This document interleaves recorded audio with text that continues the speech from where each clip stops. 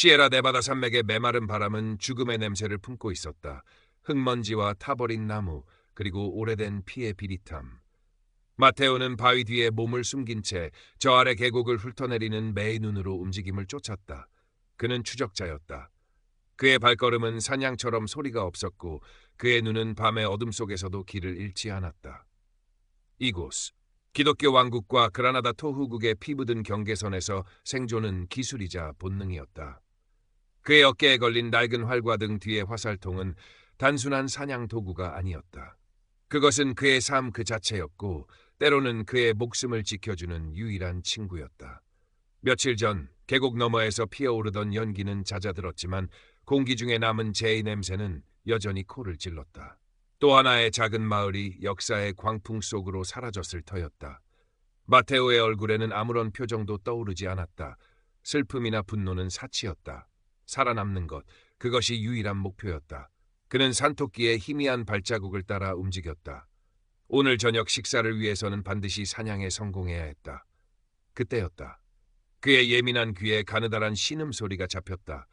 바람소리도 짐승의 울음소리도 아니었다. 인간의 소리였다. 마테오는 즉시 몸을 낮추고 소리가 들려온 방향으로 시선을 고정했다. 가파른 암벽 아래 덤불 속에서 무언가가 희미하게 움직였다. 조심스럽게 접근하자 찢어진 옷 사이로 드러난 하얀 팔과 흙먼지 투성이가 된 검은 머리카락이 보였다. 젊은 여자였다. 정신을 잃은 듯 미동도 없었다. 주변에는 낙석의 흔적이 역력했다. 아마도 발을 헛디뎌 굴러떨어진 모양이었다. 마테오는 잠시 망설였다. 낯선 이를 돕는 것은 위험한 일이었다. 특히 이런 혼란한 시기에는 더욱 그랬다. 그녀가 누구인지, 왜 이곳에 쓰러져 있는지 알 수 없었다. 병사들에게 쫓기는 몸일 수도 아니면 도적일 수도 있었다. 하지만 그대로 내버려 둔다면 하룻밤 사이에 산짐승의 먹이가 되거나 추위에 얼어 죽을 것이 뻔했다. 그의 내면에서 생존 본능과 이름 모를 연민이 충돌했다. 그는 과거 도움의 손길을 외면했던 순간들을 떠올렸다. 그때의 차가운 후회가 그의 발목을 잡았다. 결국 그는 여자에게 다가갔다. 가까이서 본 그녀의 얼굴은 창백했지만 고통 속에서도 기품이 느껴졌다. 귀족은 아니더라도 곱게 자란 티가 났다. 흙먼지 속에서도 섬세한 이목구비가 드러났다. 그는 조심스럽게 그녀의 상태를 살폈다. 다행히 숨은 붙어 있었지만 왼쪽 다리가 부자연스럽게 뒤틀려 있었고 이마에서는 피가 흘러내리고 있었다. 이대로 두면 과다출혈이나 감염으로 위험해질 수 있었다. 마테오는 여자를 조심스럽게 들어 올렸다. 생각보다 가벼웠지만 축 늘어진 몸은 생명의 위태로움을 말해주고 있었다. 그는 주변을 경계하며 자신의 은신처 방향으로 발걸음을 옮겼다. 그의 은신처는 아니었다. 그가 아는 유일한 안전한 곳, 곤살로 신부의 암자였다. 산중턱, 깎아지른 절벽 아래 숨겨진 작은 동굴 암자. 그곳이라면 이 여자를 치료하고 잠시나마 폭풍우를 피하게 해줄 수 있을 것이었다. 그의 발걸음은 빨라졌다. 등에 엎인 여자의 희미한 숨결이 그의 목덜미에 닿았다. 그것은 연약했지만 분명 살아있는 생명의 무게였다. 곤살로 신부는 동굴 입구에서 약초를 다듬고 있었다. 햇볕에 검게 그을리고 깊은 주름이 팬 얼굴이었지만 그의 눈빛만은 형형하게 살아있었다. 그는 과거에 군인이었다는 소문이 있었지만 지금은 산속에 은둔하며 신과 자연에 귀의한 채 살아가고 있었다. 마테오가 여자를 업고 나타나자 그는 잠시 놀란 표정을 지었지만 이내 침착하게 물었다. 왜 나가시냐, 마테오? 절벽 아래서 발견했습니다. 다리가 부러진 것 같고 의식이 없습니다. 곤살로는 말없이 여자를 넘겨받아 안으로 데리고 들어갔다. 동굴 내부는 생각보다 넓고 정돈되어 있었다. 한쪽에는 마른 약초들이 가지런히 걸려 있었고 다른 한쪽에는 낡은 책 몇 권과 조촐한 제단이 마련되어 있었다. 신부는 여자를 간이 침상에 눕히고 익숙한 솜씨로 상처를 살폈다. 다행히 뼈는 어긋나기만 했을 뿐 부서지진 않았군. 하지만 열이 심해 상처가 덧나지 않도록 조심해야 한다. 신부는 마테오가 가져온 약초와 자신이 가진 약재를 섞어 으깬 뒤 상처에 발랐다. 그리고 부러진 다리에 단단한 나뭇가지를 대고 천으로 칭칭 감아 고정했다. 마테오는 옆에서 묵묵히 그를 도왔다. 불을 피우고 물을 데우고 신부가 시키는 대로 약초를 찾아왔다. 밤이 깊어갔다. 동굴 안에는 타닥거리는 모닥불 소리와 여자의 가쁜 숨소리만이 가득했다. 마테오는 잠든 여자의 얼굴을 물끄러미 바라보았다. 그녀는 누구일까? 어쩌다 이 험한 산속까지 오게 된 걸까? 그의 마음속에 다시 경계심이 고개를 들었지만 고통스럽게 일그러진 그녀의 미간을 보자 연민이 그 자리를 대신했다. 그는 모닥불에 마른 나뭇가지를 더 던져 넣었다. 적어도 오늘 밤 이 작은 동굴 안에서는 그녀가 안전하기를 바랐다. 사흘이 지났다. 여자는 간간히 헛소리를 하며 열에 시달렸지만 곤살로 신부의 정성스러운 간호 덕분에 조금씩 차도를 보이기 시작했다. 나흘째 되는 날 아침, 마침내 그녀가 희미하게 눈을 떴다. 낯선 천장과 동굴 벽을 두리번거리던 그녀의 눈이 마테오와 마주쳤다. 그녀의 눈에는 두려움과 혼란이 가득했다. 여긴 어디죠? 목소리는 갈라져 있었지만 또렷했다. 안심하십시오. 안전한 곳입니다. 마테오가 낮게 대답했다. 곤살로 신부님의 암자입니다. 절벽 아래서 다친 당신을 모셔왔습니다. 여자는 천천히 기억을 더듬는 듯 눈을 감았다 떴다. 그리고는 갑자기 무언가 생각난 듯 다급하게 물었다. 아나, 내 동생, 아나는 어디 있나요? 그녀의 이름은 이사벨라였다. 그리고 그녀에게는 아픈 여동생 아나가 있었다. 며칠 전 마을이 바르가스 대위가 이끄는 기독교 군대의 약탈병들에게 습격당했을 때 그녀는 어린 동생 아나를 데리고 필사적으로 도망쳤다고 했다. 아나는 원래 몸이 약했는데 도망치는 동안 반복되는 열병으로 거의 탈진 상태였다. 이사벨라는 동생의 열을 내릴 희귀한 약초 성요한의 풀이 이 근처 절벽에 자란다는 말을 듣고 위험을 무릅쓰고 길을 나섰다가 사고를 당한 것이었다. 이야기를 듣는 동안 마테오의 표정은 굳어 있었다. 바르가스 대위. 그는 그 이름을 알고 있었다. 전공보다는 잔혹함과 탐욕으로 더 유명한 자였다. 약탈과 방화를 일삼으며 무고한 백성들을 괴롭히는 전쟁이라는 혼란을 틈타 자신의 배를 불리는 기회주의자. 마테오는 주먹을 꽉 쥐었다. 동생분은 찾지 못했습니다. 당신 혼자 쓰러져 있었습니다. 이사벨라의 얼굴에 절망이 스쳤다. 그녀의 눈에 눈물이 고였다.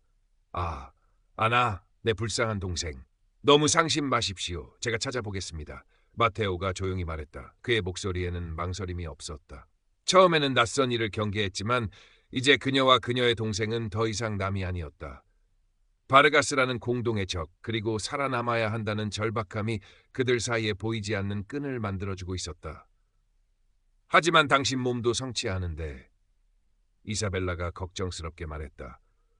나는 이 산을 잘 압니다. 당신은 여기서 몸을 추스르세요. 곤살로 신부님이 돌봐주실 겁니다. 마테오는 간단히 채비를 하고 동굴을 나섰다. 곤살로 신부가 그의 어깨를 두드리며 말했다. 조심하게, 마테오. 바르가스의 병사들이 아직 근처에 있을지 모르네. 마테오는 고개를 끄덕였다. 그는 이사벨라가 알려준 동생과 헤어졌다는 장소로 향했다. 그의 발걸음은 어느 때보다 신중했다. 그는 이제 혼자가 아니었다. 지켜야 할 것이 생긴 추적자의 발걸음이었다. 마테오는 며칠 동안 산을 샅샅이 뒤졌지만 아나의 흔적은 찾을 수 없었다. 대신 바르가스 부대의 야영지 흔적과 그들이 남긴 파괴의 상처들만 발견할 뿐이었다. 그는 지친 몸을 이끌고 암자로 돌아왔다. 이사벨라는 그의 얼굴만 보고도 결과를 짐작했는지 말없이 눈물만 흘렸다. 포기하지 마십시오. 아직 살아있을 가능성이 있습니다. 마테오가 그녀를 위로했지만 그의 목소리에도 힘이 없었다. 그 후 몇익이 지났다. 이사벨라의 다리는 조금씩 나아가고 있었고 마테오는 매일 사냥을 하고 주변을 정찰하며 그들의 안전을 지켰다. 곤살로 신부는 묵묵히 두 사람을 돌보며 때로는 지혜로운 조언을 건넸다. 이 좁은 동굴 암자에서 세 사람은 위태로운 동거를 시작했다. 마테오와 이사벨라는 많은 대화를 나누지는 않았지만 함께하는 시간 속에서 서로를 조금씩 알아갔다. 마테오는 이사벨라의 강인함과 동생을 향한 깊은 사랑에 감탄했다. 그녀는 귀족 출신인 듯했지만 불평 한마디 없이 험한 산 생활에 적응하려 애썼다. 이사벨라는 마테오의 과묵함 속에 숨겨진 따뜻함과 용기, 그리고 산에 대한 깊은 지식에 의지하게 되었다. 그는 거칠었지만 믿음직스러웠다. 어느 날 저녁 마테오가 사냥에서 돌아와 작은 산딸기 한 움큼을 내밀었다. 이사벨라는 얼굴을 붉히며 그것을 받아들였다. 작은 열매의 달콤함이 두 사람 사이에 어색하게 감돌던 공기를 부드럽게 녹여주었다. 하지만 평화는 오래가지 않았다. 어느 날 마테오가 정찰을 나갔다가 바르가스 부대의 순찰대와 마주쳤다. 그는 재빨리 몸을 숨겨 위기를 모면했지만 그들이 점점 더 가까이 다가오고 있다는 것을 직감했다. 바르가스는 이 지역에 숨어있는 도망자들과 그들이 숨겨놓았을지 모를 재물을 찾기 위해 혈안이 되어 있었다. 더 이상 이곳에 머물 수 없습니다. 옮겨야 합니다. 마테오가 암자로 돌아와 단호하게 말했다. 곤살로 신부도 동의했다. 알고 있네. 내가 예전에 머물던 더 깊은 곳에 은신처가 있네. 길은 험하지만 그곳이라면 당분간은 안전할 걸세. 문제는 이사벨라의 다리였다. 아직 완전히 낫지 않아 험한 산길을 걷는 것은 무리였다. 마테오는 망설임 없이 이사벨라 앞에 등을 돌렸다. 업히십시오. 이사벨라는 당황했지만 다른 방법이 없었다. 그녀는 조심스럽게 마테오의 등에 업혔다. 그의 등은 바위처럼 단단하고 넓었다. 험한 산길을 걷는 그의 숨소리가 그녀의 귓가에 규칙적으로 들려왔다. 그녀는 그의 목을 감싸 안은 자신의 팔에 힘을 주었다. 그의 체온과 심장 박동이 등을 통해 고스란히 전해져 왔다. 낯선 남자에게 몸을 맡긴다는 불안감과 동시에 묘한 안도감이 그녀를 감쌌다. 그들은 밤새도록 걸었다. 곤살로 신부가 앞장서 길을 안내했고 마테오는 이사벨라를 업고 묵묵히 뒤를 따랐다. 달빛만이 그들의 위태로운 여정을 비추고 있었다. 마테오는 등에 업힌 이사벨라의 무게보다 그녀의 존재 자체가 더 크게 느껴졌다. 그녀의 부드러운 머리카락이 그의 뺨을 스칠 때마다 그의 심장은 제멋대로 뛰었다. 그는 이 감정이 무엇인지 알 수 없었지만 그녀를 안전하게 지켜야 한다는 생각만은 분명했다. 새벽녘 그들은 마침내 곤살로 신부가 말한 은신처에 도착했다. 폭포 뒤에 숨겨진 작은 동굴이었다. 입구는 좁았지만 내부는 제법 공간이 있었고 바깥에서는 쉽게 눈에 띄지 않는 천혜의 요새였다. 이곳이라면 당분간은 괜찮을 걸세. 곤살로 신부가 숨을 몰아쉬며 말했다. 그의 얼굴에도 피로가 역력했다. 이사벨라는 마테오의 등에서 내려왔다. 고맙습니다, 마테오. 정말 감사합니다. 그녀의 목소리는 진심으로 가득 차 있었다. 마테오는 아무 말 없이 고개를 끄덕였다. 그는 동굴 밖으로 나가 주변 지형을 살폈다. 이곳은 예전 암자보다 훨씬 깊고 외진 곳이었다. 하지만 방심할 수는 없었다. 바르가스는 끈질긴 자였다. 새로운 은신처에서의 생활은 이전보다 더 조심스러웠다. 마테오는 더 넓은 범위를 정찰했고 곤살로 신부는 이사벨라의 다리 치료에 집중했다. 이사벨라는 동굴 안에서 틈틈이 마테오가 가져다 준 약초를 손질하거나 옷가지를 꿰매며 시간을 보냈다. 그녀는 마테오에게 글을 가르쳐주기도 했다. 마테오는 처음에는 어색해했지만 이사벨라의 차분한 설명에 조금씩 흥미를 느끼기 시작했다. 그들의 관계는 선생과 제자, 보호자와 피보호자를 넘어 서로에게 의지하고 마음을 나누는 동반자로 발전하고 있었다. 그러던 어느 날 마테오가 정찰에서 돌아왔을 때 그의 표정은 심상치 않았다. 바르가스가 사람들을 모으고 있어. 근처 마을에서 강제로 징집하거나 포로로 잡은 이들을 이용해 이 산을 샅샅이 뒤질 모양이오. 곤살로 신부의 얼굴이 굳었다. 결국 올 것이 왔군. 이사벨라의 얼굴은 하얗게 질렸다. 만약 그들이 발각된다면, 아나의 생사도 알 수 없는 마당에 그녀마저 잡혀간다면 상상만 해도 끔찍했다. 어떻게 해야 하죠? 그녀가 떨리는 목소리로 물었다. 마테오의 눈빛이 단호하게 빛났다. 이곳을 떠나야 합니다. 더 안전한 곳으로. 하지만 그 전에 바르가스의 눈을 다른 곳으로 돌려야 합니다. 어떻게 말이오? 곤살로 신부가 물었다. 내가 유인하겠소. 그들이 나를 쫓도록 만들 겁니다.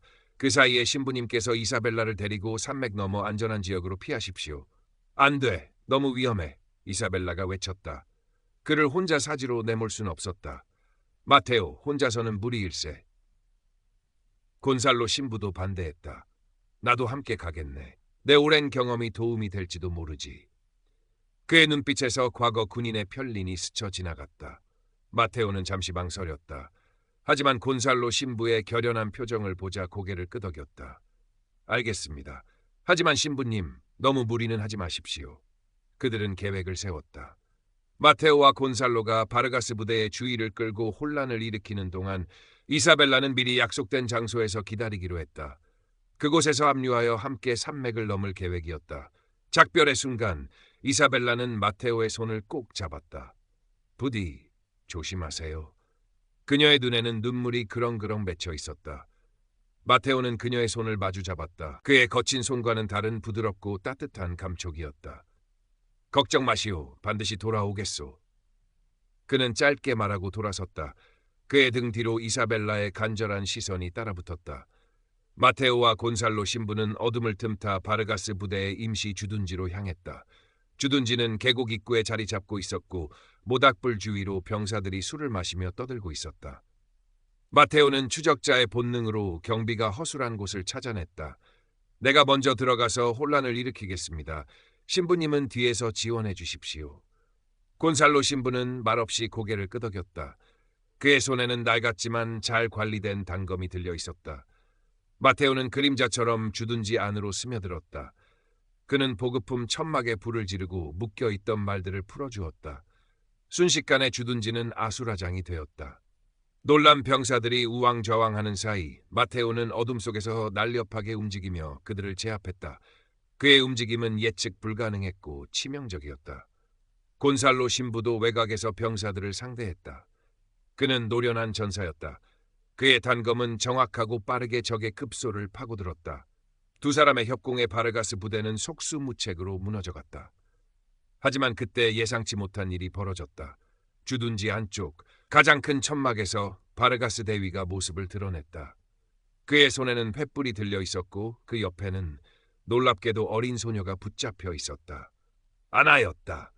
그녀는 며칠 전 바르가스 부대에게 발견되어 잡혀왔던 것이다. 아나, 마테오의 외침과 동시에 이사벨라의 비명이 들려왔다. 그녀는 약속 장소에서 기다리지 못하고 몰래 그들을 따라왔던 것이다. 바르가스는 비열하게 웃으며 아나의 목에 칼을 겨누었다. 움직이지 마라, 산짐승 같은 놈. 그리고 거기 숨어있는 여자도 나와라. 이사벨라는 어쩔 수 없이 모습을 드러냈다. 그녀의 얼굴은 공포로 창백했지만 동생을 구해야 한다는 생각에 필사적으로 침착함을 유지하려 애썼다. 항복해라. 그러면 이 아이와 여자는 살려주지. 바르가스가 회심의 미소를 지으며 말했다.